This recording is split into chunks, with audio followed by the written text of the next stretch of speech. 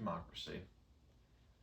Democracy is the government system that we've all grown up in since the day we were born up until today, and long before us, centuries before us.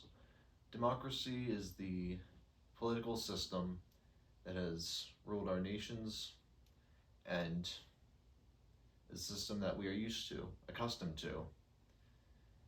And we've been told, or at least for some of you, you may have been told since elementary school that democracy is the best system of government, that it brings freedom for its citizens, and that it should perhaps even be spread to other nations. To spread freedom and democracy. Even if you weren't told this growing up, or even if you never believed it, for pretty much everyone that's watching this video, surely you at the very least believe that democracy is, without question, the best system of government there is. However, for a multitude of reasons, I have to disagree. In this video, I will be going over 3 issues of democracy, now not in a deep philosophical and foundational sense, but more so in theory, and then looking at practice historically and comparing it to another government system. Now, I should say I am not a monarchist, but I believe this is the 3rd best system of government. The first being a meritocratic aristocracy that I have a whole system laid out and such, and it would take would have to create an entire video explaining my personal political system that I believe in is best. And the second would be, what's the name of it? Why can't I remember the name of it? Technocracy. I'm sorry. Technocracy, I believe, would be the 2nd best system of government, but also was only theory and was a movement during the Great Depression, but never actually was practiced. So because of that, there's no actual, for both of the first 2 systems, there's no real historical record or practice to compare it to, like we can with democracy or monarchy, which I believe to be the 3rd best system of government. So, to make a fair comparison, I will be using monarchies, specifically from the year around 500 to 1500, as our comparison during the medieval era, and comparing and contrasting, mostly in the 3rd section though, what I believe to be the 3 things that governments should uphold, regardless of whatever type of system it is these 3 things that government should uphold, establish, and keep. The first is being stability, and also these 3 things are going to be what I will be measuring to compare the democracy to monarchy, historically and theory. First is stability. It's very simple reason why for stability. If a state cannot make and maintain stability, then the state itself is not going to exist. It's going to die, and then the collapse of society and such, and then you don't have anything to work with, right? So regardless of what type of state it is, it has to have stability. The second is prosperity. What do I mean by prosperity? Because prosperity is you might think, oh, everybody's rich, but that's not very realistic or attainable, right? It's utopian. So by prosperity, I mean that the average citizen can realistically get a job, not the current job market, right? And an average job, normal job, and most jobs, when someone works at that job, they have insurance, all types of insurance, and they get paid enough to put food on the table, pay the bills, and pay their taxes and live comfortably. That is what I mean by prosperity. It's nothing crazy, right? It's realistic, and specifically, the state is to provide the conditions for it. We're not measuring this for the state. How successfully does a state provide these directly to the citizens? It's to how successfully does that state type of system provide the conditions of these, or historically, the historical equivalent to what a modern day would be, being able to provide food at the table and people live comfortably, reasonably, right? For the time and the technology, because for monarchy, we're going back in time, not currently. So, different conditions and such, but still, generally you get the idea. And the third is, well, I kind of remember off the top of my right, justice. I'm sorry. Justice. Justice is, the point of justice is to bring those who commit crimes and punish them, and to bring justice to those who were harmed by whatever this person or person's actions were. And the reason why a state needs to let me go back to prosperity. A state needs to fulfill prosperity because if they don't, if the state does not provide reasonable prosperity for its citizens, or at least the conditions, the people will eventually rise up and overthrow the government, and then, which gets rid of stability, and then, And same thing with justice. If justice is not carried out and acted upon society and the government itself, getting rid of corrupt individuals, even those in power, and your average layman who commits small crimes, then the citizens will not trust the government. And again, if they don't trust the government, and then there's corruption in the government and other institutions, then there's messing with the prosperity, and then eventually stability falls as well. It's like a domino effect. One goes down, the other two go down, or one goes down, the other does too, right? Stability is really the core of this, the foundation of a state to even exist, and needs to provide stability. But all three of these things, stability, prosperity, and justice, are the three things we'll be measuring. And what I personally believe, as I've explained, are the three things that a state must, no matter what system it is, has to uphold to exist, and should obtain and make and establish and uphold for its entire existence. So, first, the issues of the system. The first issue with democracy is that it encourages corruption. The system itself encourages corruption. And you may be confused and may not understand that because is it not balance of power and such? Well, first issue of democracy comes down to, how do you get into power in democracies? Well, you get into power by people voting for you, majority, or at least a simple majority voting for you, generally speaking. So, how do you get the people to vote for you? Well, first off, you make big promises, right? So we can keep them out. You have to make big promises because no one's gonna. If you can't make promises that people want, then nobody's gonna vote for you. And that's kind of an issue in itself. But really, the biggest issue with democracies of who gets into power and why. Because here's the thing: you can have all the big promises, regardless of whether you keep them or not. You can make the biggest promises possible, but if the citizens don't know or can't hear your voice, then nobody's going to hear you. You're not going to get any votes. That's why third parties never win, right? So you need money to get advertisements, to get for people to know, to host events and such, for people to meet and greet you, or to give speeches to say what you're going to do, what you want to do, what you're that sort of stuff, right? So how do you do that? Well, you need a lot of money. Where you get that money from? Well, unless you're rich, you can't get that money for yourself. So you need to rely on three sources of income. First, the political party itself. Second, rich individuals. And third, companies. I think you kind of see where this is going, right? In democracies, you can't get into power unless you have money to actually get your voice out there and ads and such. So you rely on either a political party, rich individuals, or companies to get you into power. And guess what? So with the political party has a general platform. Regardless of whatever you say, the party has a main platform, and will, in a way, because they help to get. If you get elected, then part of that is because of the political party, and so that any ideas you might have, any grand ideas you might have, if it goes against the party or at least too much, they're going to rein you back in, and because they have power over you, essentially. Same thing with the rich individuals, because they got you into power, you're beholden to them in a way, right?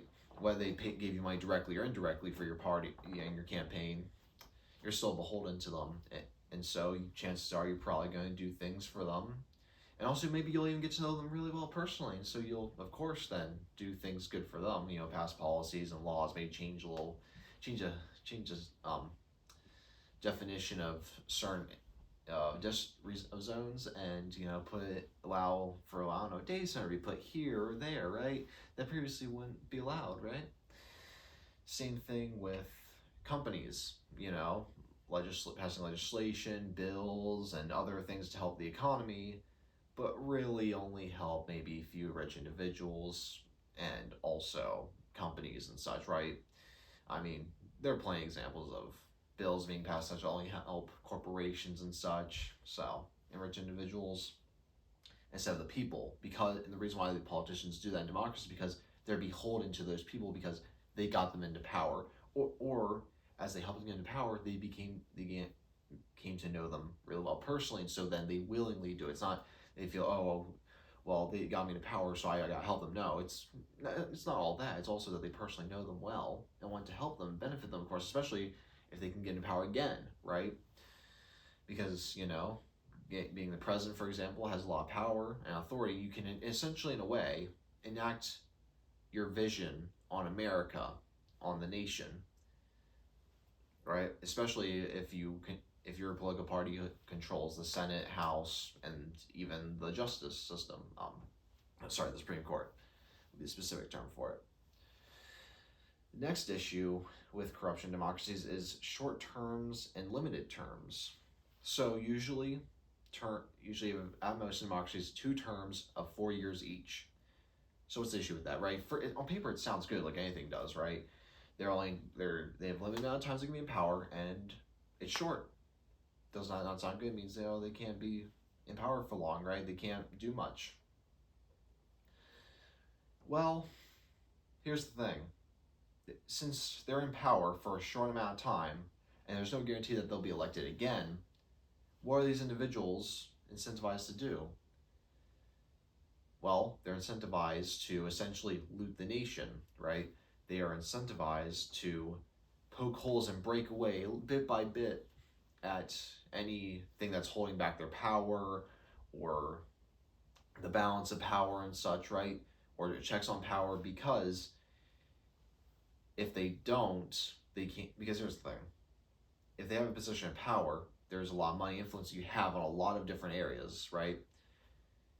And so, either for your own personal benefit, or your friends, or for the businesses or the elites that help get you in power in the political party, you are incentivized to essentially chip away at those little things, so you can get more money and such, and more power for your party or yourself, or for the rich individuals helping to get you power, the businesses, right? Because they helped you get into power. So, of course, you're going to have some loyalty to them, especially if you get to know them personally.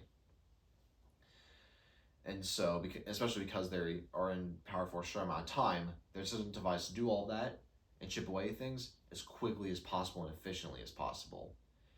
And because that they can't be in power for long, and there's no guarantee that they can get elected again, there's no incentive for them to actually do anything for the nation that's good long term, because chances are it'll just be undone by the next administration. And they're also incentivized to do things that may be beneficial short term, but are negative long term, right? So that way they can get elected again and hope that it doesn't backfire on them. But even it does backfire on them, but in their second term, so what? They can't be elected again. So what difference does it make? They got in power for 8 years. So they can kind of just do what they want. I mean, that doesn't matter, right? Which then further incentivizes them to basically get as much money and wealth and power and influence in politics and business and such as quickly as possible, so that even after they have power, they can then still have influence over politics and still rake in a good bit of money for themselves, their friends, their family, and also, people that got them in power in the first place. That's just the way it is. There's a clear incentive to do that because, again, they're not in power for a long amount of time, and they are limited to how long they be in power. While not an intentional incentive system, this is very clearly a strong incentive to allow for people to chip away balance of power and such, and then eventually, over the course of decades or centuries, eventually the balance of power and checks on power start to chip away and break away until you end up with a dictator, which is usually what happens for democracies. Usually they fall into dictatorships, not oligarchies, not aristocracies, not even monarchies, really, just straight up strongman dictatorship, usually a general, right? Like Napoleon, for example. So, I mean, for example, there was Athens that was originally an oligarchy, then fell into a democracy, then became an oligarchy, then democracy, then became an oligarchy again instead of a dictatorship, but still. There are plenty of examples that, and usually even today, most democracies when they fall to strongman military dictatorships, right? So that's the issue with democracy. That eventually it's incentive. There's an incentive system for each person, even though they're not all working out again, because it's like one person's on one party, then the next term is someone else who is from a different party, and it might go back and forth, whatever. And even though it's different people every single time, because they're in power for a short amount of time and limited amount of time, there's no guarantee of them being in charge for another election. Each individual is incentivized when they're in power to chip away at those things. And by the time anybody realizes it, it's how much has been chipped away at. It's usually too late, and someone has already taken advantage of the broken down power, or rich individuals or companies get even more wealth and influence in politics through that, by those means of them chipping away, and then eventually taking over, leading to an oligarchy, right? The other issue with democracies that I kind of already talked about a little bit in this previous thing is that there's no incentive for long-term planning or solutions. And even when there is solutions, well, actually, I'll stop there. Let's just focus on democracies. The fact that democracies discourage long-term solutions and planning. So I already kind of talked about this. So I already kind of explained this in the discourage in the corruption section. So I'll give an example exactly what I mean by discourages long-term planning solutions and also the corruption. So let's say there's a city or a town, a state, country, what doesn't matter, right? Any level, it doesn't matter, right?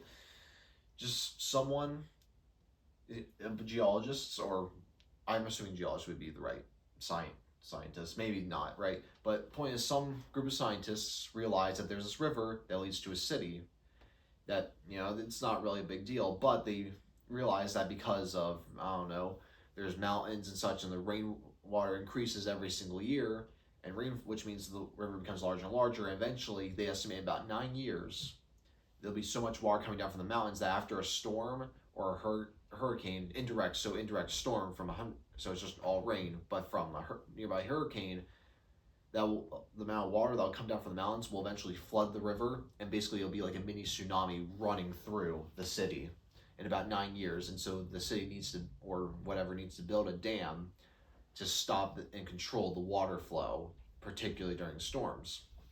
So naturally people freak out. They want somebody who will build the dam. So guess what? They elect somebody who builds the dam. And so that person's in turn, so the person starts, once they're in power, they start building the dam. They go through the whole process of having the,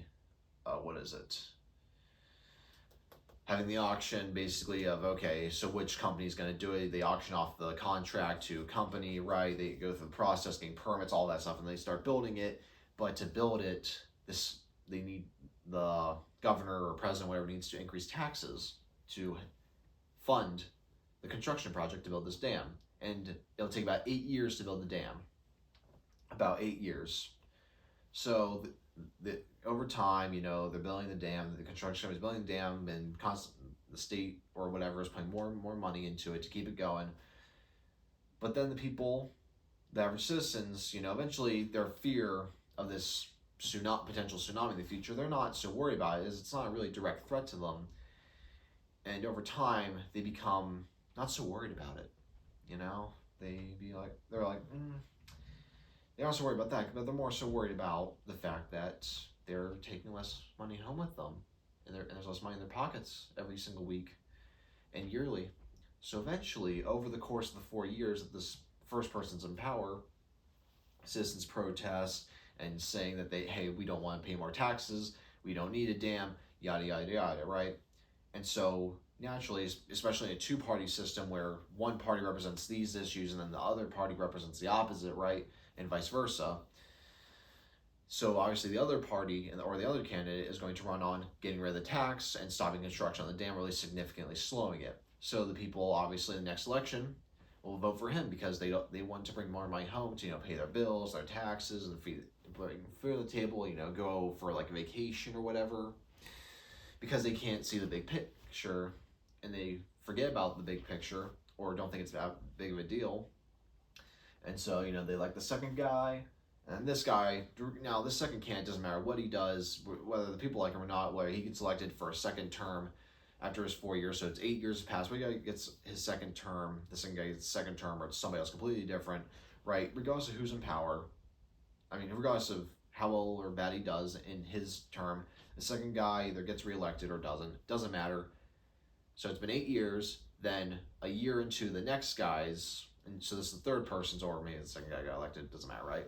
It completely irrelevant. The point is, at this point, 9 years have passed, then there's this huge rainstorm, water comes down, floods the river, and then because the dam isn't built, the water just runs through and completely destroys the city, kills millions of people, billions of property damage.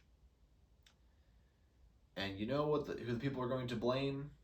They're not going to blame the guy who, stopped, or at least most people are not going to, and even the news, they won't blame the second guy who stopped construction of the dam, even though, unless he's in power for a second term, right? Unless he is. No, they're going to blame whoever's currently in power because they're masters and capable of seeing the bigger picture, because they see bad thing happened under this person, it's their fault, which is somewhat logical until you consider everything else I just said beforehand that was leading up to the past 9 years. If you disregard the last 9 years, yeah, then it is that person's fault, but even though it's really not. And people are going to be mad and upset and angry and distraught and because chances are they probably lost friends and loved ones, so they're going to be emotional and not going to think. Even people who are even above average intelligence and know what happened in the past 9 years, they will still most likely blame the person who's currently in power, regardless of whether it was the second guy in power whose fault it is or not. They're still going to blame the guy who's currently in power because he was the one in power when it happened, and therefore it's his fault, and they're going to blame him for what happened, even though he may have not even had anything to do with it, right? And this is the issue with democracies, of discouraging long-term planning. Because democracies incentivize you to do things that are good for you short term, good for the nation short term, so that way you can get elected again, but not long term beyond that. And even if you do, in this example, even if you do try and do something that will benefit the nation or whatever state or county long term, it's just going to be undone by the next person in charge. You're going to be outvoted and such. And even if you do manage to go through the full 8 years, unless it's an example like this, where it's something that's like permanent. Once the dam's built, right? It's just going to be undone after the next party comes in, because usually over time, a person or party's popular only for about 1 or 2 terms anyway, and then the other party comes in, right? Usually, especially in a two-party system. And like I said, both parties, especially in two-party system, are just against each other, which means anything that this party does, the other party is going to undo. Anything this party does and passes, the other party, when they get power, is going to undo, or at least as soon as possible, right? And so it's just a back and forth thing. Now this is true for democracies in general, but especially with a two-party system like America's, but this is true of democracies in general. So, as an example, democracies clearly discourage long-term planning and solutions, and again, there's no incentive to do anything beneficial for the nation long-term. Especially because even if you do, chances are it'll be undone and won't matter anyway. And besides, even if you do ruin the country, you're not in power anymore. And besides, the people will blame the guy who's currently in charge, not you. So what you care? You already made off like a baron, like a robber bandit, right? Got your money, you got the people who got you in power money, you got maybe your friends some power, money, influence in politics and business through your power. Who cares? As long as you get money, your friends and maybe your family get money, it pleases the people who got you in power. Why would you care? You don't, because you're doing well, screw everybody else, right? So that's the issue with democracies, is that there's no long-term planning, and because it's just discouraged, just by the simple fact, all these issues about corruption, no long-term planning and solutions, it comes from the simple fact that in democracies, terms are short and they are limited, just by that fact alone. So, let's move on to the second issue. issue of the citizens. First, the masses are stupid or uneducated. So, I'm going to use 2, maybe 3 examples for this. So the first example, there are people out there who do not have an internal monologue. And there's a lot more out there than you think, okay? So what does it mean if somebody doesn't have an internal monologue? Well, you know how you'll think, and you'll think in your mind, okay, do I want this or do I want that? And you'll have a thought process, right? And maybe talk to yourself in your mind and all that. People who don't have a internal monologue don't do that. They are pure instinct and emotion, right? They don't truly think, if that makes sense, right? They're not much different from animals in terms of thought process because they just do things, right? They don't think about what they do, they just do things. They're basically pure instinct and emotion. And those people have just as much say in have as much political say and power as you do, if not more, if they are a politician and are elected.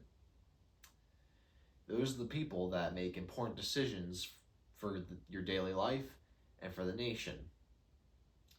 Isn't that a little bit concerning? So kind of how people who don't have an internal monologue, how they work is because they don't think. When they're told something, they automatically believe it. So let me explain how this works in practice. So let's say someone doesn't have an internal monologue, they're more instinct and emotion, right? Because they're just incapable of thinking critically or anything like that. They are genuinely incapable of doing that. They can try all they want, but they just don't have the internal monologue to truly think and process things, much less in a complex or abstract manner, right? They're incapable of doing it. And this is not people that are like mentally retarded or anything like that. They're people who are like average IQ or below average IQ that don't have an internal monologue. That's just the way it is. Okay, it's more people, like I said, it's more people than you think it is. Okay, it's not people who, have like a mental condition. It's just like people who seem normal and behave normally, but they can't genuinely think. They don't have an internal monologue, okay? So what does this look like in practice? So let's say someone says to a person that does not have an internal monologue that the sky is green, okay? So, because that person can only take in information and regurgitate it because they can't think critically, that means they'll believe that the sky is green. And because that was the first information that was told to them about the sky is green. So later on, then somebody comes up to them and says the sky is blue. Well, because they cannot think critically, they will say, what are you talking about? No, it's not. It's obviously green, right? They'll react instinctually, emotionally, because it's kind of like a threat. It's like a threat. If they're wrong about something, it's like a deeper threat to their existence. Not in actuality, but in terms of like pure instinct and such. Anything that's a threat to what they understand is a potential threat to their worldview and such, which is much deeper because they cannot critically think or anything like that. It's their pure instinct and emotion, like an animal. So that's where the issue comes in, right? And that's why they react in that manner. So, and if you show them, no, this is blue, and you even have experts that say, yes, the sky is indeed blue, right? Chances are that person, most likely, even after many people tell them, and experts and such, say that yes, and bring them and say, yes, the sky is indeed blue, they aren't most likely not going to change their mind. And if anything, being told by a lot of other people that they're wrong might actually make them entrench their ideas even more because they cannot think critically. Now, let's say, in a situation like this, not in a situation like this, this wouldn't happen, but I'm going to expand the situation further, for example, of how actual politics works and how democratic societies usually work. So of course, they're going to be on the other side. There's going to be one side that says the sky is blue, and they'll have experts that say there is. But on the other side, there'll be lots of other people that also say the sky is green, and they'll have their own experts that say the sky is green, which helps them keep that position. And then so you have two sides that one says the sky is blue, one says the sky is green, and now you have people on both sides who don't have an internal monologue, right? But point is, those people who don't have an internal monologue will not change their opinions, and because they cannot think critically, their pure instinct and emotion almost pure instinct and emotion, that causes a bigger issue in society. I think you kind of see where this is going, right? And you can point and you can think of actual examples and realize that kind of explains the situation of our current day democracies as well as historically with civil divisions, right? Now, what about the second type of people? So this second example applies to people who are below average intelligence. So room temperature IQ people, right? These people are incapable. Well, they may have an internal monologue. They may or may not, right? They're neither of these things, but having an internal monologue and being average IQ, below average IQ, right? Like room temperature IQ. Neither of these are mutually exclusive. You can have one, but not the other, or you can have both, right? Neither of these they're not mutually exclusive. Okay, you could have both, but people who are below average IQ, generally speaking, if you ask them an abstract question like this, and this has been popping off on social media a little bit, so maybe you've seen this and you can easily search it up. How to tell if someone's below, generally speaking, how someone is, if someone is below average IQ, you ask them, if you didn't, how do you think you would feel if you didn't eat breakfast tomorrow? It's that simple. So let me actually break this down. What's the issue if someone can't answer that? Well, so for example, for me, I would say I would probably be upset because I hate being hungry, honestly. Okay, so I'll be in a grouchy mood all day until I don't know about lunch when I eat something, right? Although it had to be something sizable, right? It couldn't just be like a single big biscuit or something, right? It had to be an actual like meal. It had to be 2 meals I want to make up for what I missed at breakfast, right? So for that, until then, I'm gonna be angry, grouchy. Obviously, my stomach's gonna be rumbling, right? You get the idea, okay? That's like someone who's like average IQ or above average IQ. Like they can obviously answer that question. But people who are below average IQ, and specifically room temperature IQ and lower, people like that. And again, for both of these, there's a lot more people that fit into those categories than you think and have an internal monologue. These people, how they'll respond when asked what that question is something along the lines of, "What are you talking about? I eat breakfast, say, or why wouldn't I eat breakfast?" Right? They can't really comprehend a hypothetical, abstract situation, right? So what does that really mean? If they can't think abstractly and think of the future, what do you think how do you think their ability is in terms of planning or thinking of big picture problems? Okay, if this policy is enacted, what's the long term consequences, right? The only reason why they won't be able to think about that, right? Either because even if they do have knowledge, and the chances are they probably won't even look up the knowledge for it, right? Oh, they won't like research it or anything, right? So because of that, because they can't do that on their own and think critically or think abstractly especially in terms of the future, people who are like that, again, if they can't think abstractly, how do you think that they're going to be able to? What do you think that they are going to respond to people who say that they're wrong about something, right? Or if they have low IQ and they cannot. I'm sorry, I don't know why I'm messing up right now. People who have low.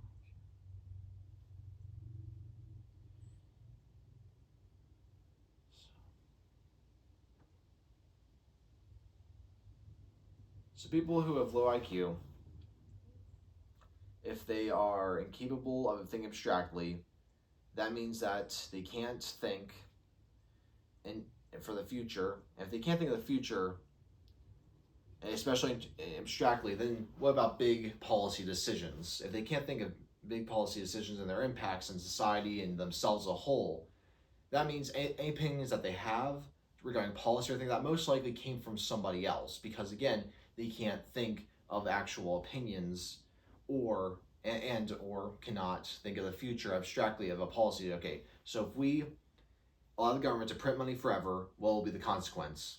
They won't know. They won't be able to give an actual answer. They'll be genuinely incapable of giving an actual coherent answer, regardless of whether it's true or false is completely irrelevant. They won't be able to in the first place. And if they do give an opinion, chances are it's like a scripted opinion of say what a news reporter or expert said would happen. Regardless of whether it's true or not is irrelevant. Point is, they have as much political power and say as you, and can even get into political power even though they don't know or understand anything and aren't capable of understanding things abstractly and can think of the future and consequences of policies, actions, and so on and so forth, right? And again, there's a lot more people out there in the world with both these things than you realize.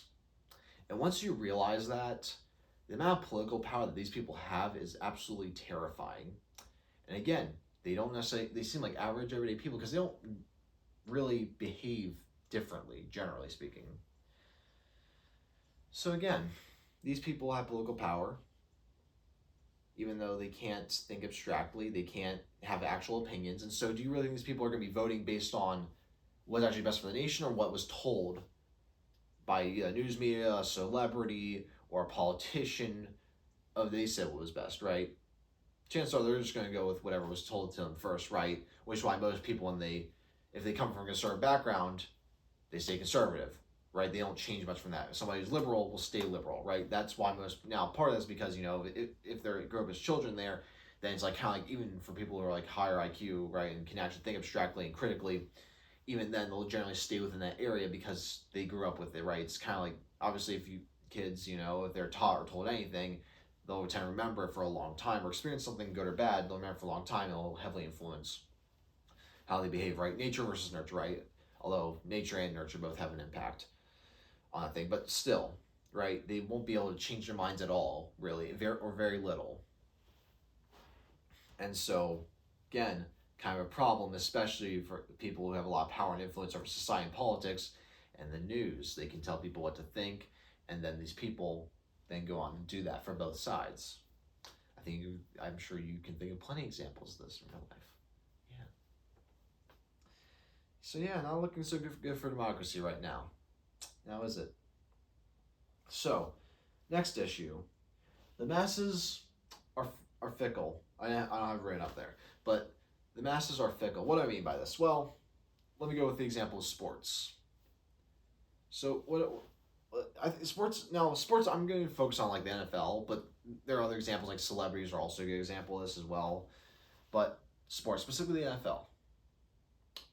People who watch the NFL who are genuinely interested, and this is your average person, okay? Now it doesn't have to be the NFL specifically, right? There's other sports or celebrities, People will become so interested and obsessed in sports or celebrity, they will spend hours upon hours of their free time researching their life, researching their career, or the statistics and stats about the individuals, the teams, every single player, the coaching style, not only for their team, but other teams and every other team on the sports team.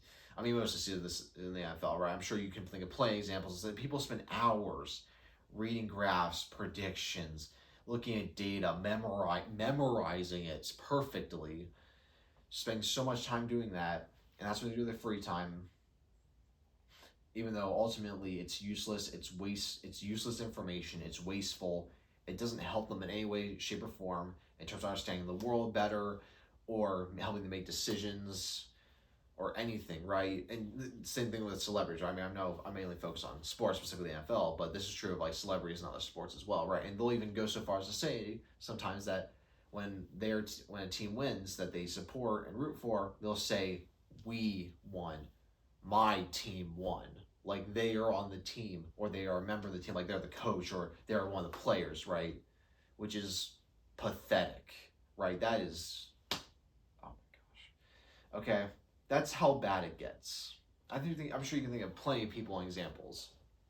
They're like this. Even people, and again, people spend hours talking about sports like it matters, but they're just talking about people who get rich off of your dumbass spending hours time researching and watching their videos, their sports, their events, their concerts, their ad revenue and such, or going to their extremely overpriced concerts and such. Yeah, these people get rich off of your dumbass. Instead of, spending time actually doing something with your life, like actually enjoying a hobby or being involved in a sport, because I'm not against sports. I think sports are genuinely beneficial if you're actually involved.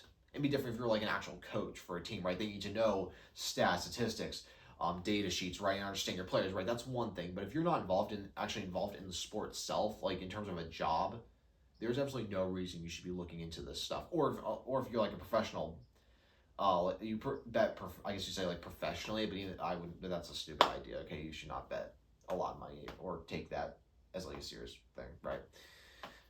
Spending your time actually trying to understand the world and such, or your job or skill, profession, or a hobby, like maybe learn about history, or practicing a hobby like, I don't know, knitting, sewing, playing an instrument, instead of actually doing something worth time in your life that will actually genuinely make you more intelligent and be beneficial for your life, so in terms of your mental health and physical health, even like working out, they spend their time doing that. Yeah. And these are the people who, their point is the masses are fickle. Bread and circuses, right? If you give your people bread and circuses, they'll never revolt, and they will ignore any problems. And then again, when you ignore problems and actually creating long-term solutions, what happens? Everything gets terrible. Everyone gets mad and angry. And eventually, they do eventually revolt and bring the collapse of society. You can look at the Roman Empire. I mean, the Roman Empire wasn't a democracy, but it's a perfect example of the bread circuses point I'm making with sports and celebrities, right? They're too busy and distracted with useless information, or even even trying to improve their lives, right? For their own, at least for their own mental and physical well-being, that they just ignore, and so they ignore actual real life issues or problems, or actually having interests that make people interested in them, whether it be for a friendship, family, or a potential spouse, right? And so then, and I mean, they'll have like friends, that watch football, take it seriously, like yell at the TV when a football player, is absolutely jacked while they're fat, drinking 10 liters of soda, eating 50 pizzas, and having 60 bag of chips, right? Sitting on the couch, just, you get the point. You get the point of sports, okay? The masses are generally very fickle. They're easily controlled, manipulated, and they're easily distracted. Again, these people have just as much same political power as you do, if not more. Again, they're politicians, so actually they have more power over you. They actually have power over you. Yeah, think about that. Yeah, so not looking so good for democracy now, is it? Now is it? So next issue. What's the next issue with citizens? Well, they're just simply sometimes too busy to learn or understand anything. Now, this is not an insult towards them. I mean, the previous two things were an insult towards the average person, but this is not an insult towards the average person. Okay, if you're too busy, like, because a lot of people, you work not. If you're most people work 9 to 5 jobs, they're tiring, especially if you have a family, right? But then, you have kids to take care of, your spouse, right? You also have commitments to your friends, your families to hang out, or maybe you have a hobby, right? That isn't really to actually like learning anything about history, economics, or politics or whatever, right? You spend your time, spending time with people, shopping, doing things like groceries, paying bills and all that. So stuff you actually need to do, right?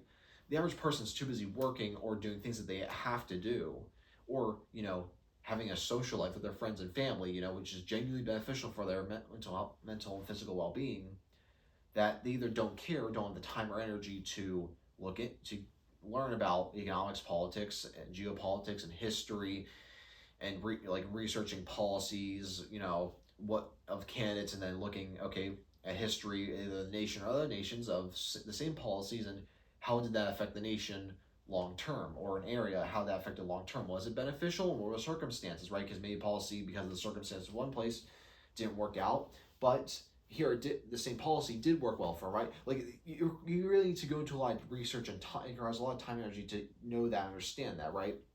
Average person doesn't have the time or energy for that, either because they're working a lot, or because they have like they have hobbies and a social life, right? Which is nothing against that, right? So simply the masses just don't have time or energy. This is not an insult to the masses as a whole, like I've been doing. This is just a simple fact that even for people who are intelligent, who can comprehend abstract thoughts and can do the research, are intelligent, right? They just simply can't. They don't have the time or energy. Which, actually, am I on that point yet? Yeah. Okay, we'll jump into this then. Okay, so, and this kind of leads into my next thing. And so, democracy, we have a very interesting thought process when it comes to democracies, right? So, for democracies, we let's go to job. Okay, so our logic with democracies is like if we have someone who's a rocket scientist who's designing a rocket, and they're making this rocket, right? They're making the design plans, they're having people work on it, but then we also allow an electrician, a fast food worker, a stalker, someone who stocks shelves, right, and other people who have no idea, absolutely no idea, and little to no understanding about rocket science, having a say in building this rocket ship. And so everybody says, "Oh, we should do this, we should do that," right? And then because these people don't have an actual understanding of rocket science and all the intricacies and all this and that and physics, what ends up happening is a rocket that goes up and either explodes midair or it comes crashing down and boom, kills everybody in the facility. We apply that logic that the electrician or the shelf stalker or the cashier, the fast food worker, the truck driver should have a say in important matters regarding politics, which involves intricacies and changing policy socially, and in terms of economic policy that has small and large benefits and changes and small negative impacts, as well as even geopolitical um, factors that can drag us into wars or prevent us from being dragged into a war, or have our tax dollars and weapons that we made here be sent off to other nations and such, or have other nations produce a lot of important things for us like microchips or military weapons and technology for us, right? You get the idea. That you get my point. That does we would not apply that logic to jobs, especially something like rocket science. Okay, we would not apply the logic we apply to democracy and government. We would to the general, to the open market I should say jobs and careers, right?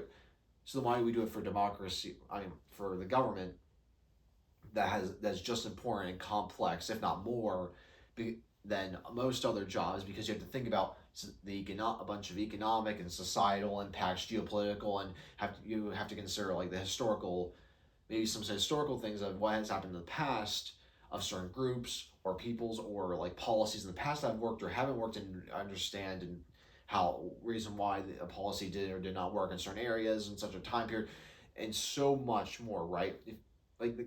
Ideally, you should know all of this so you can actually make actual good policy decisions. But pretty much everyone in power doesn't have that knowledge. Everyone has a say in government pretty much does not have this knowledge or understanding or intelligence to be able to do those things, or doesn't have time and energy, but yet they have just as much a say in power in government, or do have an actual say in power, actual genuine authority and power in government, because they're in a position of power in these important decisions that ideally that involve all this information, knowledge, and complex thinking and understanding and critical thinking that they just don't have. Right? Are you starting to see the issue here with democracies?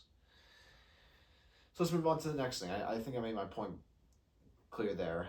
So another thing is I kind of already said this before, but I'll make this an actual point, a complete point.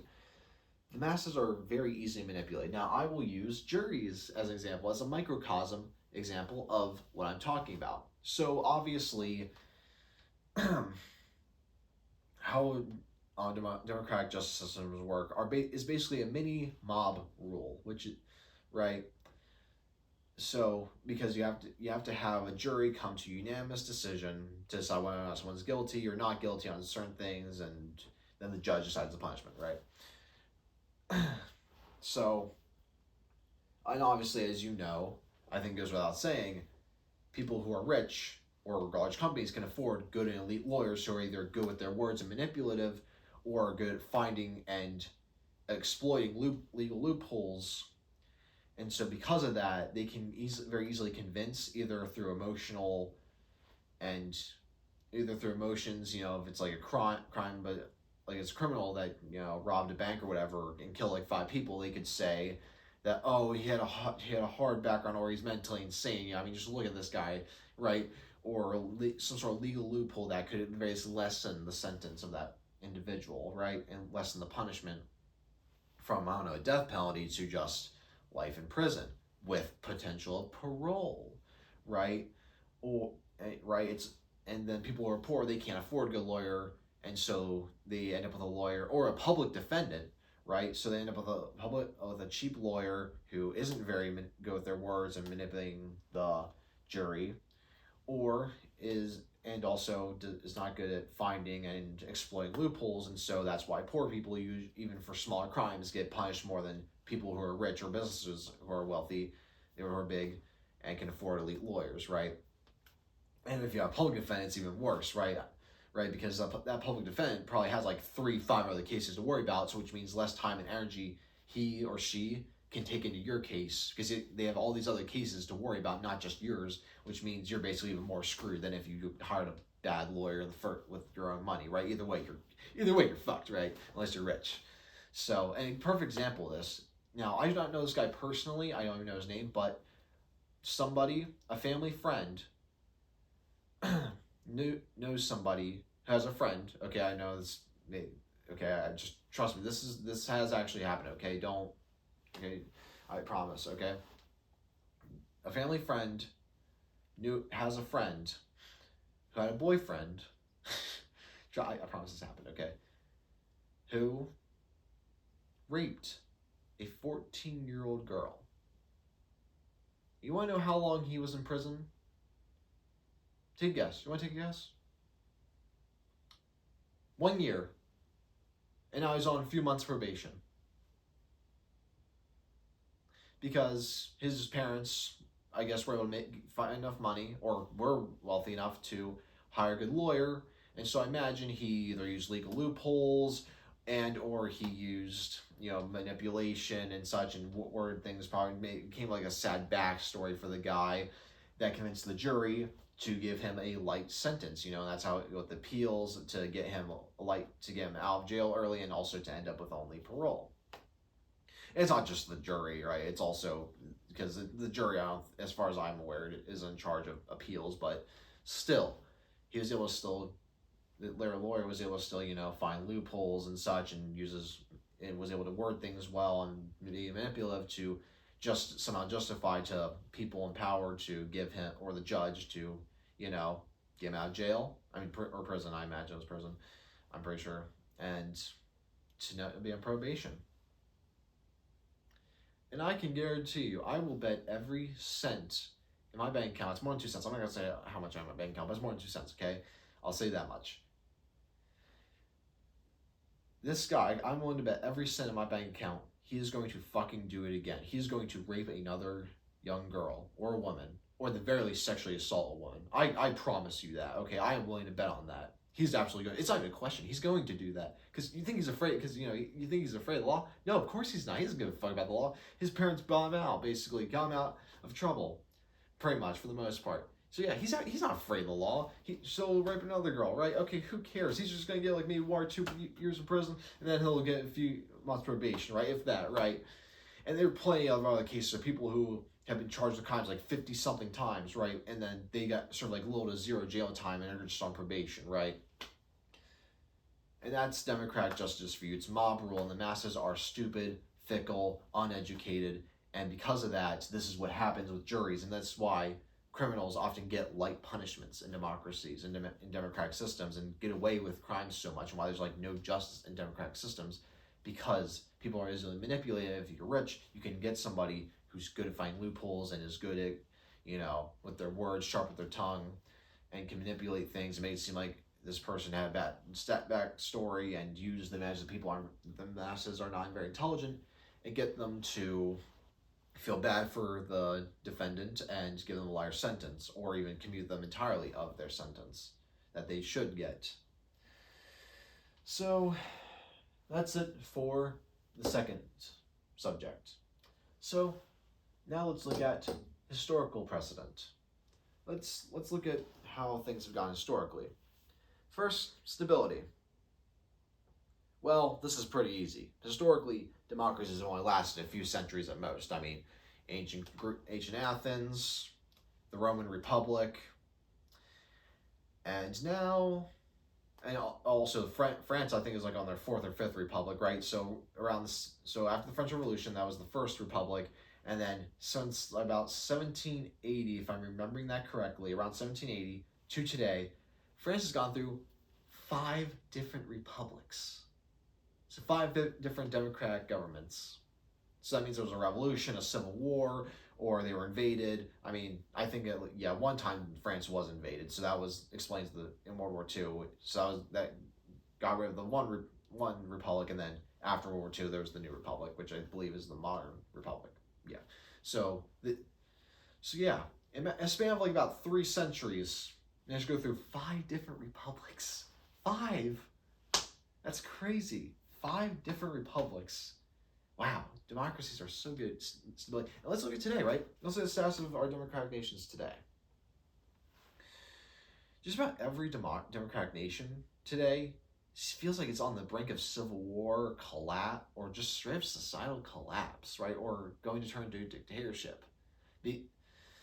Right? I don't think I really need to give many examples, right? Or really get into this, really, because we're living it. And you can think of real life examples if you live in the United States and Europe and such. It really seems like we're either going to head to a civil war or become a dystopian dictatorship that makes 1984 look like a child's book, right? With Palantir and, drones and such, Very fun. Right. So, historically looking at, so now, not a good track record.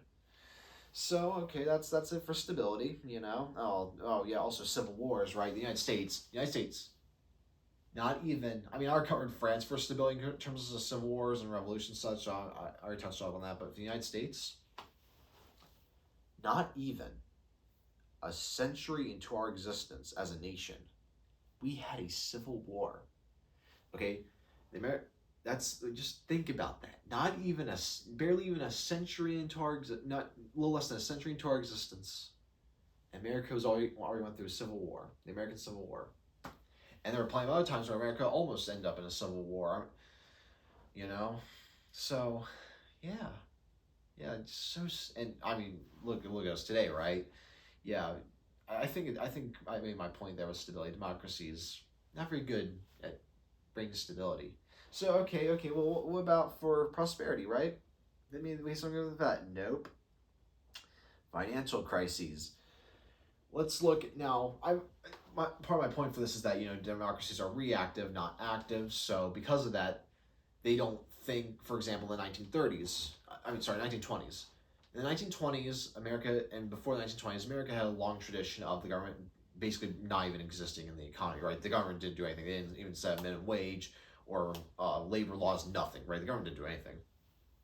And that's what the American people wanted, for the most part, generally speaking. Because of, individualism, my money, my rights, all that sort of stuff, right?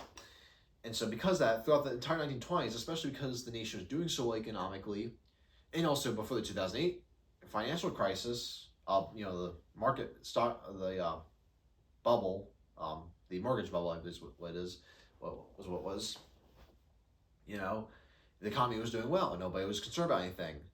And because democracy is ultimately reactive, nobody in power or the average person really stopped to think, hey, could this potentially turn sour or bad or horrible in the last second, right? Nobody really stopped to think about that. The last guy president before the 1930s, before the financial crisis, and before the Great Depression, was Calvin Coolidge. This guy, Calvin Coolidge, did basically nothing. I don't think he even passed a law.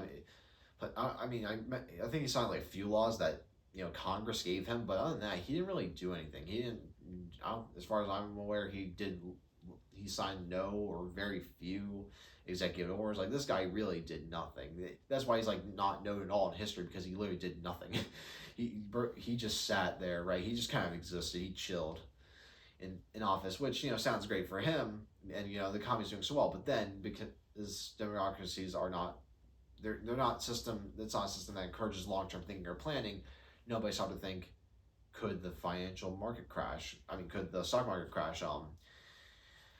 Or hey, things are doing too well in the mortgage market. It's not making sense. Maybe we should do something about this, right? If they realize that even just a year beforehand, the Great Depression and the 2008 stock market crash could have either been prevented, or at the very least the consequence of it could have been dramatically reduced.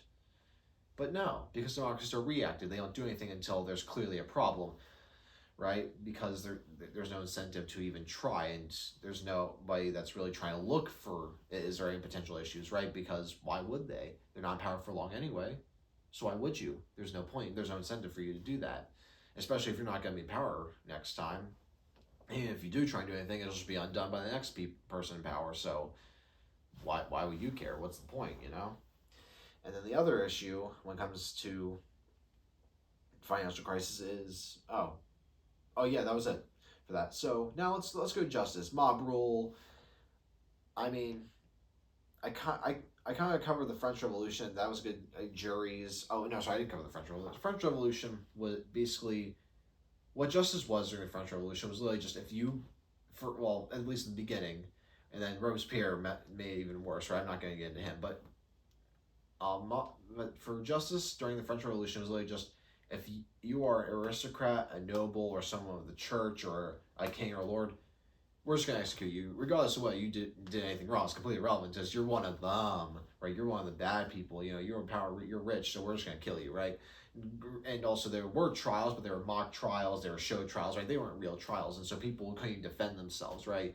Which again, kind of similar to the jury system, right? Having the average person have a say in issues, right? And deciding should someone be punished or not. Also, another good example of this was Athenian exile. So I believe at least every year, Athens would hold a vote for its citizens for two people who committed a crime. One person they would let go, and one person that they would exile for 10 years. Two people that were charged with the same or similar crime, usually. So, you know, they would choose. So I mean, this is an example of a mob rule, mob vote, right? Is all the Athenian exile vote was, you know. So it's just another example. I'm not going too deep into that because I kind of made my point with justice, I believe. Juries, yep, already explained that. Lawyers, also, oh, actually, quick thing. Juries are often like America's Got Talent, right? I mean, think about it, but like the lawyers are like the people going up on stage and saying, you know, and, you know, because they'll usually give a sad backstory and then they'll perform, right? You know, and basically the side of the backstory, there's kind of a joke that's been going on for a while now. America's Got Talent's been really relevant for a long time, but when it was kind of relevant culturally, you know, I'm sure you may have heard this yourself, you know, America's Got Talent, you know, give the saddest backstory, you win, right? That, you know, because the judges won't want to vote against you, because so juries operate just like that pretty much, right? In most cases, especially for like crimes, you know, when there are juries involved, you know, it's all about giving us that backstory, find a loophole, and guess what? You get scot free as long as the lawyer can do that, or at least do well enough that you get a minimal sentence, right? So let's see. Next thing. Wait, do I have it up here? Okay. Guess I don't. Is manipulated. Okay, so now, all right. So now we're just going to move on to monarchies. I thought we were still on democracy, but no, we're now on monarchies. So let's look at monarchies for stability.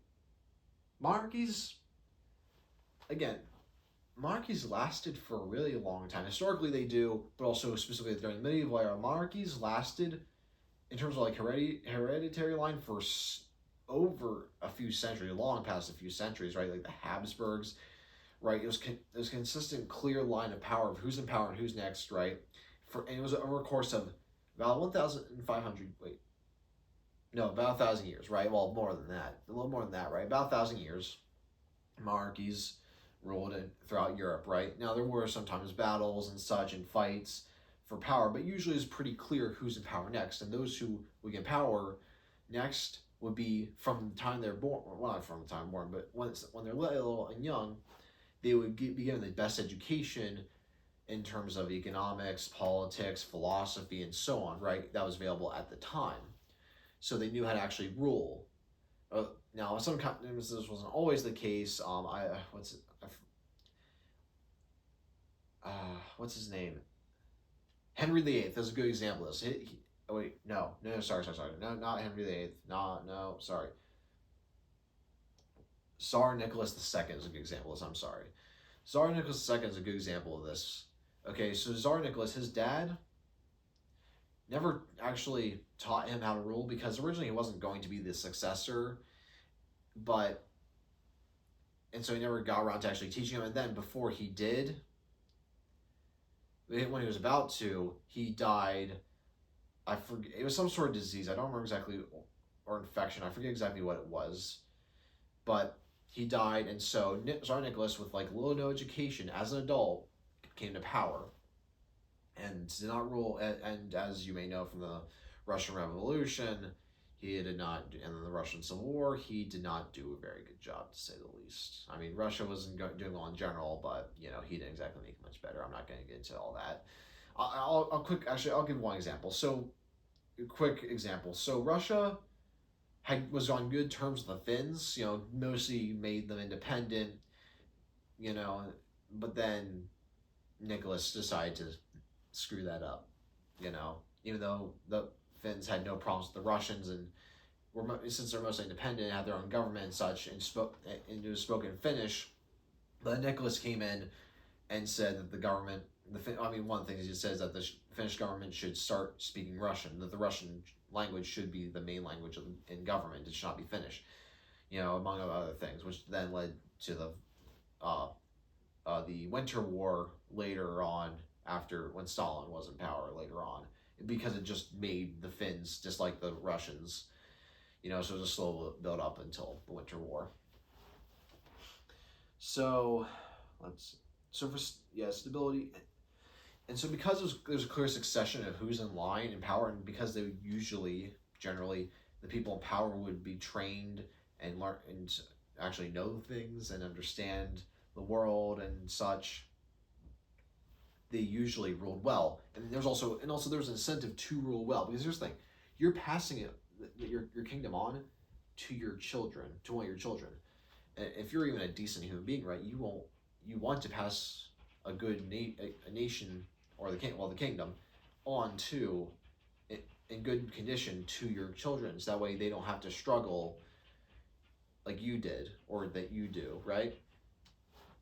So there's just a natural incentive, and also you come from a long line, people who were in power, and so you have actual family members you're related to that ruled for centuries before you, that ruled well, and you can be inspired by, and also not to mention the education that came with being in that position of power growing up. So you actually learn how to rule and become inspired by those before you. So again, there was more stability right there. And also, it did help that during the feudal era with the medieval era with the feudal system, there was a balance of power between the lords and the kings, because if the king would tax or try and exert power of the lords and the peasants too much, the peasants and sometimes even the lords would revolt, and if a lord tried to punish, it was too cruel to his peasants, the people who lived on his land, or tax them too high. And this was especially because the Catholic Church didn't believe that anybody enforced, because of their political power, forced that nobody should be taxed more than 10%. So 10% to the church, 10% to your lord or king, whichever one you lived under, right? And so then peasants usually kept 8% of what they made. Now usually it was crops; it wasn't money until later on after the bubonic plague. But that's a whole other thing. That's a whole other thing. So again, monarchies don't really see, they're more stable. Their people actually in power actually know what they're doing, and there's an incentive for them to actually rule well, right? To continue on the legacy of those before them, but also to pass down a good, strong, stable, and secure kingdom and prosperous kingdom to their children. Unlike in democracies, where that is not the case. So, what about prosperity? Now, financial crises were not really existent because of the feudal system, because the feudal system was a completely different economy from capitalism. So the only time there'd be like a financial crisis or anything that would happen that was to that effect, it was if there was like a large invasion, like the Golden Hordes, or the Golden Horde, or if there's a famine, which that is nature. That has nothing to do with ruling well. I mean, you could prepare for it, right? You could stock up food over years, right? Grain in mills and silos and such, right? Well, yeah, in silos, not mills, in silos and such, right? To prepare for your extra food, but you can't always control the weather, and so that wasn't about ruling. That's just natural disaster. That there's only so much you could do with that, right? Even today, there's only so much you can do about famine and prevent it. So that's not really. That's more so a situation of just reality, not this, not how effectively or ineffectively can a king or monarchy rule and operate, right? To provide and make and establish stability, prosperity, and justice, right? So, what about justice? Now, justice was usually pretty severe. I don't think I really need to get into specific examples, but there was torture, executions for crimes, but also, to sometimes to see if it wasn't clear whether or not someone's guilty. One of the things that they would do is that they'd have someone hold on to a heated piece of metal, sometimes iron, right, some sort of metal. They'd hold on to it for like 5 seconds, right? Then they would let go of it. They would walk for a bit, walk back. Then they'd be bandaged up, and then about 5 days, 3 to 5 days later, they would take off the bandages, and if it was clearly burnt and infected, the person was guilty. But if they weren't, then they were innocent, right? To figure out whether someone was guilty, now because again there wasn't like no cameras and there wasn't really always eyewitnesses, such as more so he said, she said situation justice back then, because they just didn't have the technology and that sort of stuff, right? So that was the one way. It was considered to be divine judgment, like from divine, God. It has an impact on how this person heals or doesn't heal, and that decides whether or not they are guilty. Essentially, I'm not. It gets deeper, more specific than that, but that's basically the idea behind it, right? Which then you could say, yeah, that's cruel, and also executing people for crimes, cutting off their hands, or branding them if they're a criminal. That may seem cruel, but do you not think that also prevent people from committing crimes in the first place? Because again, if you're going to steal and you get your hand or finger cut off or branded, that means people know just by looking at your hand or hand, well, you have a finger or hand missing or branded. People know you're a criminal and aren't going to trust you, right? Which then means that you have to work harder to earn people's trust back and for them to trust you, and they may never trust you again. And so it's basically, you may even be outcast from society. You're forced to live on your own, most likely you'll die, right? So that's that social pressure of and fear of keeping people in line from stealing or murdering and so on, right? And now, to be fair, they also did torture people for confessions, whether or not they were guilty or not, right? So there's also that to consider. So again, justice wasn't perfect, but the justice system back then was also, the reason I was like that was because of superstition and such. And I'm not going to completely ignore that the punishments themselves were cooler, that people who were innocent were often punished. But in general, I'm sure that if you're like, for example, just being branded or executed or have your finger, arm cut off, hand, you probably wouldn't steal, right? Unless you're absolutely desperate. You won't even try to steal, unlike in democracies, right, where you can rape a 14-year-old girl and get like a year in prison, and then you can just have a few months of what is it, prohibition on probation, probation. And then because there's places that they hire no matter what, right? It doesn't matter if you have a criminal background or anything, you can get hired here, and then they have a job, and then they're, because now they have a stable source of income, and they're not afraid at all the justice system or and punishment society has for them, right? That's what happens with democracies. So yeah, even with as cruel as justice was during the medieval era and monarchies, at least people would actually be afraid from actually committing crimes. Does that sound nice? I mean, and I'm sure that crime was lower back then too. I'm not sure there's like really actual statistics on that necessarily, but again, if have your finger, arm or hand cut off for stealing, even just like petty theft, like just a small thing, yeah, you're probably not going to steal unless you absolutely have to survive. So again, just something to think about for justice with some monarchies. So, and that's the end of the third section. So now we are on the final section. Future predictions. Now, this is all personal opinion based on what I know, right? This is not like historical evidence or anything like that, or even theory. Well, it's kind of theory in a way, but here's the thing. In my opinion, the future seems to be, in terms of who has power in the world and which societies and nations and governments will be successful, comes down to which nations have the largest or larger massive skilled and unskilled labor force for for building and making tools, making electronics, computer chips, coding, making infrastructure projects, electricity and such, to be able to but also that state has a lot of power to command the economy, to mobilize that manpower to actually build things, to get resources like mining and such, and making factories, building stuff in factories, and having a large military, like China, for example, right? It seems, in my opinion, that seems to be the future. It's not just do you have a large manpower and such and a lot of resources. It comes down to, can your government and society command effectively and efficiently that manpower and the resources that you have available to you to actually build things on a large scale. Because we're looking at a world today that has a high population, has a lot of needs, especially in terms of modern technological and military equipment. It requires a lot of technology and various different resources. I mean, just to make a microchip, there's so much that goes into that in terms of money, resources gathering, and just, oh my gosh, okay, so much, okay. And that's just microchips. That's not even getting into actually building planes and tanks and all that and such, and for the rifles, ammunition, and so on, and building infrastructure for those tanks and vehicles to transport resources or food, and to produce food, and to harvest it, to transport it, and so much more. And this is just the basics too, okay? Right?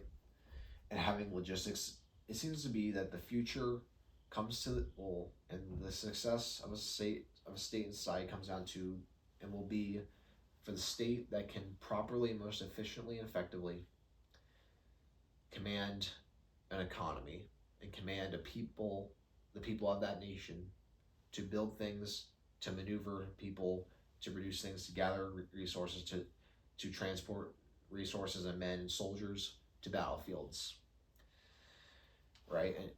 And just other logistical stuff, right? To build massive projects, okay. I kind of repeat myself a little bit. I'm sorry. And so, what's my reason for this? So, here's the thing.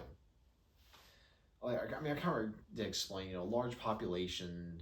If you have a large population, you have more manpower to actually build, collect things, build, and exert power and influence, because you can make up for your losses, right? Whether it be in the economy, industry, or in military conflict, especially in a time where the global population is dramatically falling, especially in first world countries like China. So the future really seems to come down to the state that can do all those things properly and efficiently. And China seems to be the nation that is most and best fit for that, and will become the global superpower. And actually, in my opinion, I think China may have already surpassed us, because they have that. But I'm not going to get into how the government system of China works, but it's more of a command economy than just a free market, right? The government has a lot of control over the economy, and they do it well and efficiently. They do it well and efficiently. So because of that, that's why China, for example, is able to build massive cities and can build a high-speed rail system both ways from one side of the country to the other in a year. Well, in America, we can't even fix a fucking pothole to save our lives, right? Okay, especially if you live in Pennsylvania, that is true, right? There's probably potholes out there that have been there since before I was born, right? Still haven't really been fixed or anything, right? Or they just returned 5 different times since I was born, right? Because they aren't actually filled and fixed properly, even when they are fixed, right? And that's really just a microcosm showing the difference in ability for China, because when China wants to do something, since the government has a lot of control of the economy and the companies. When the government says you're gonna do this, you're gonna fucking do it. Okay, the company's gonna do it. The people are gonna. It's going to get done. While in America, it's like, all right, everybody, should we do this? Oh no! Hey, all right, let's everybody vote. Protest, maybe or whatever. Okay, well, and then take Okay, we finally after 6 months, we have now passed a bill. Like one person. Okay, we have enough votes. Oh no, one person last second vote. No, so we don't. We have one vote short. So now we have to go into a recess or whatever. Okay, now 5 months later. Okay, so it's been like 11 months now. Okay, everybody agrees now. Okay, let's give it to the president or to whoever's in charge, right? No, I don't like this actually. No. Fuck that shit. No. Okay, fix this, fix that. Another like 2 fucking years later. Okay, we now got it. And person's like, okay, yes. And now it's signed. Now you need to actually auction off the contractor contracts to companies, which then also takes time. And then the companies need to get permits to build everything. They also need infinite paperwork to even get started. And then you can have people go out and actually do the job. Right now, I'm mostly talking about federal level, but to some extent, this also applies to the local and state levels as well. It's not just federal. Right, it takes forever for us to do anything, whether it be infrastructure or not. It takes forever for a government to do except for saying money to Israel. Right. Besides that, it takes forever to do it or do anything. Right. In our government, both local, state, and federal. Right. Or companies and rich individuals. Right. So again, that's the difference between China and the United States. And also, China has a massive industry. Like they're basically the world's factory. While America, we hardly produce anything for ourselves. So again, even though people may insult and joke how China has lower quality stuff, but here's the thing: if China could easily, within a decade, build a navy that is like twice, if not 5 times larger than the United States military. Now, it has advanced technology, but here's the thing. Now, I'm just making up something. I'm just making up numbers here, but here's the thing: what China could build, but let's just get an idea of how efficient, effective the Chinese government is and military is good at actually getting stuff done in terms of producing things. Is that what could take America 5 years to build an aircraft carrier? China could build an aircraft carrier that, while not as high tech, is just as not advanced. It just as effective generally and is operable in 2 years. And when you're fighting a war, especially between two superpowers, that it's not going to be a quick war. It's going to be a long, grueling war. And if it takes you a long time to make something, eventually the side that can produce more of something that is functional will outwin. A perfect example of this: World War II. Germans, like their heavy tanks, like the Tiger tanks, took a long time to make. Cost a lot of iron and resources that they could use somewhere to make more bullets or something, right?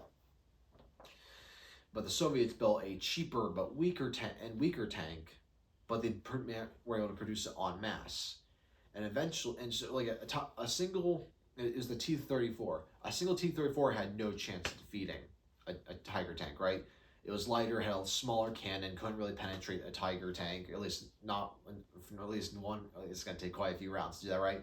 But it was faster, and so for muddy and snow, so for muddy terrain, from rain and snow and such, it was better suited for the terrain of Russia, especially during the winter, unlike the Tiger tank. And also used up less fuel, so that means the Soviets had more fuel for all these tanks, while the Germans didn't, and for other vehicles as well. Well, that was part of the problem with Germany's fuel, with oil, but also, and so while on paper, a Tiger tank is superior to a single T-34, Russia's able to produce like 5 of these, while in that same amount of time, Germany's only produced 1 Tiger tank, and those 5, when working together, can destroy a Tiger tank and outmaneuver its cannon and just the tank itself, can get into its weak points and hit it, and 5 different tanks hitting 1 tank. Even though it's extremely heavily armored and it's being hit with smaller, weaker cannons, that Tiger tank's going down, right? And that's kind of what happened on the Eastern Front in terms of tanks and just production, manpower in general, right? And that's part of the reason why the Germans eventually lost World War II, is because the Soviet Union was able to outproduce and just in general get more soldiers on the battlefield, and was able to take the losses while Germany could not replace their losses. Right, that's the situation with what we're looking at for industry and military capability for the United States and China. Right, China can in a war can replace their losses, so it'd be soldiers or equipment. They can quickly replace losses because they have the industry and manpower to do it. The United States doesn't, especially since we will make it a lot more high tech and such than China would, generally speaking. That means it takes longer, it's more expensive to do than it takes China. So it takes longer, it's more expensive, a little more manpower, and we don't have the industry to build a lot of stuff en masse without running out of resources or whatever. Like, resources. I mean, not resources. Like a lot of our ammunition and weapons and such have been going to Ukraine, and that's already kind of been taking a hit on our supplies and stockpile of various military equipment and weapons and such. Even though we're not even in a war ourselves, right? We're already kind of being strained a little bit. So think about an actual war that we're constantly using all these technologies, tanks, vehicles, anti-tank weaponry technology, fighter planes, drones, and all that, and carriers and battleships. Think how long just one battle going wrong for the United States in terms of losses. We cannot replace those losses quickly, unlike China. China could very quickly replace those losses. We can't, because we either don't have the manpower or don't have the industry to do it. And that's why in a war, China is at the point that it has already passed the US, or it will soon, in terms of military and economic power, if it hasn't already, right? Because in a war, they can replace their losses. We can't, right? And and also the Chinese government can efficiently, effectively get resources and manpower and such to build projects, gather resources, produce things, and transport them, and build the infrastructure necessary to do all this, right? While the United States, it takes us forever to do that, or to even do, fix potholes. It takes forever, or sometimes we just don't, we just don't fix potholes, right? And so this is what I mean, right? So, in conclusion, democracies are easily corrupted. They are ruled by masses who are not very intelligent or stupid, uneducated, or they just don't have the time to learn everything that's necessary to understand about government politics and consequences and so on and so forth, right? And ultimately, democracy is also a reactive system, and ultimately, because of that, democracies are incapable for no more than maybe a few centuries at most at establishing and maintaining and continuing stability, prosperity, and justice for itself and for the citizens as a whole. And that is why democracy is the worst system of government, and another system of government, any sort of government like similar to China's, that can efficiently, effectively command manpower to gathering resources, transporting resources, producing things, and transporting all those to a battlefield or to an economy to build projects to help make the country run more efficiently, effectively, will be the one that ultimately wins, whether it be through just economic might or military conquest. Thank you for listening to this very, very long video, and have a good day.